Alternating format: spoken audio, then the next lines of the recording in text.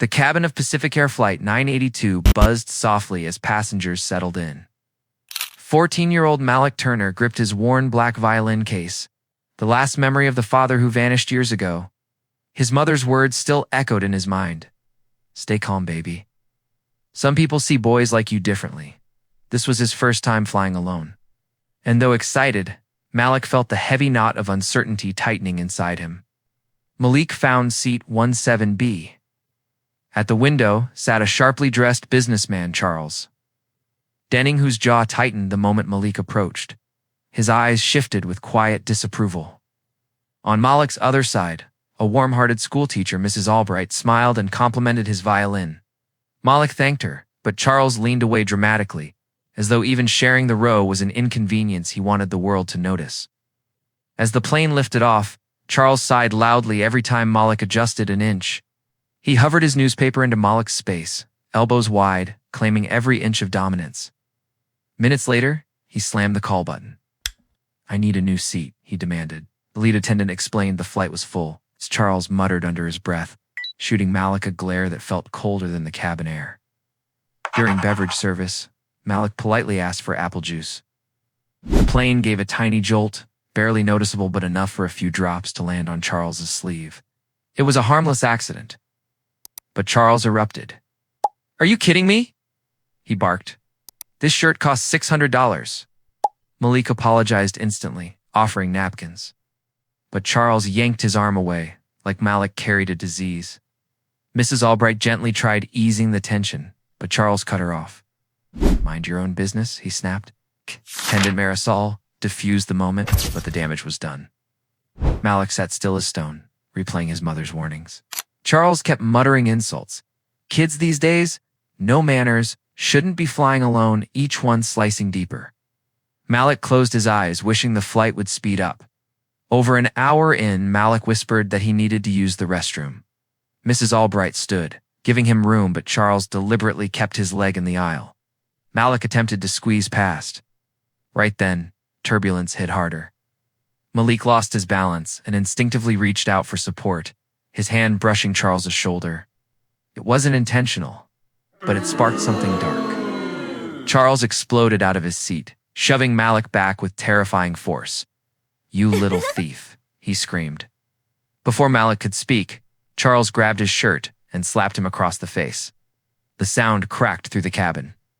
Passengers gasped. Another blow followed a closed fist to Malik's nose. Blood streamed down his upper lip as he stumbled into the bulkhead, dazed and terrified. Rows of passengers froze, unsure whether to intervene. Mrs. Albright screamed for help. A baby cried. The plane rattled through turbulence like the sky itself reacted to the violence inside. In row 21, a former Marine Darius Holt shot to his feet. He stormed down the aisle, grabbed Charles's arm, twisted it behind his back, and restrained him with swift, trained precision. Marisol rushed over with security restraints. Charles thrashed wildly, yelling lies about Malik attacking first. But his story collapsed beneath the weight of witnesses.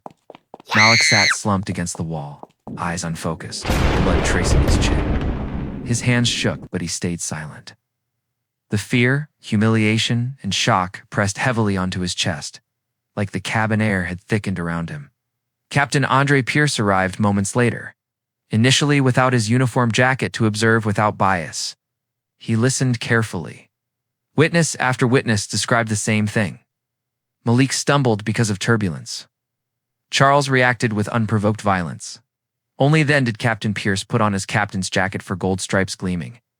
Charles's face drained when he realized the man he'd barked at was the pilot in command. Captain Pierce lowered his voice, firm but measured.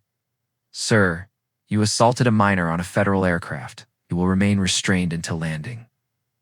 Charles sputtered weak excuses, but the captain had heard enough. He instructed the flight attendants to prepare for diversion. Malik felt a wave of relief just hearing someone in authority defend him without hesitation. As the plane banked toward Denver, a new figure stepped through the first-class cortina, well-known Congressman Eli Watkins. He had seen part of the incident through the cabin monitor. When he reached Malik and saw the bruises, something hardened in his expression. Kneeling beside the boy, he spoke gently. "You didn't deserve this. This will not be brushed aside." Charles recognized the congressman and shrank in his restraints. Watkins addressed the cabin, stating clearly that violence, especially racially motivated violence, must face consequences. Passengers applauded. Malik wasn't used to strangers defending him. The support felt overwhelming, but healing. For the first time since the assault, he felt Sa not as a problem, but as a child who deserved protection. Emergency responders boarded immediately after landing. Malik was placed on a stretcher despite insisting he could walk. As he rolled past, passengers reached out to comfort him, gentle words, soft touches, reassuring nods. The woman from row 11 whispered, "You're brave, sweetheart."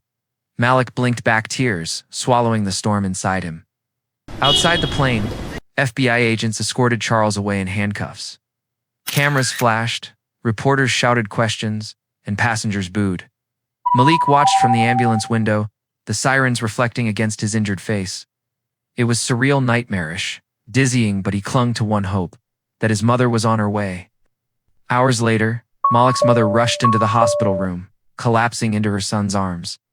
She sobbed as she held his face, apologizing repeatedly. Malik whispered, "It's not your fault, Mom."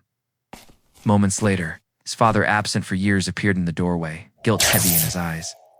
Malik wasn't sure how to feel, but the shock seemed to break something open between them. Detectives visited Malik to gather details. They explained that numerous passengers had provided statements and video. Charles would face charges including assault of a minor and interference with a flight crew. Malik's father, ashamed yet determined, promised to testify as well. For the first time in a long time, Malik saw both parents standing side by side for him. As the days passed, the story exploded nationwide. Hashtags trended. News anchors demanded justice. Activists, parents, teachers, veterans, they all spoke out. Congressman Watkins publicly vowed to introduce legislation protecting minors on public transportation. Malik, still recovering, felt overwhelmed by the attention, yet strangely empowered by the growing support around him. Weeks later, Malik attended a community gathering held in his honor. He stepped on stage holding the violin that had survived the flight with him. Taking a breath, he said, "Someone tried to break me, but people like you helped put the pieces back." He raised the bow to the strings, letting the first haunting note fill the room like a rising sunrise. The music Malik played carried everything: fear, sadness, hope, courage. The audience rose in a standing ovation. In the front row, his mother cried softly. His father clapped with pride he hadn't shown in years. Malik looked out at them all and realized something powerful. The attack didn't define him. His response did. He wasn't just a victim. He was a survivor, an artist, and a voice rising above injustice.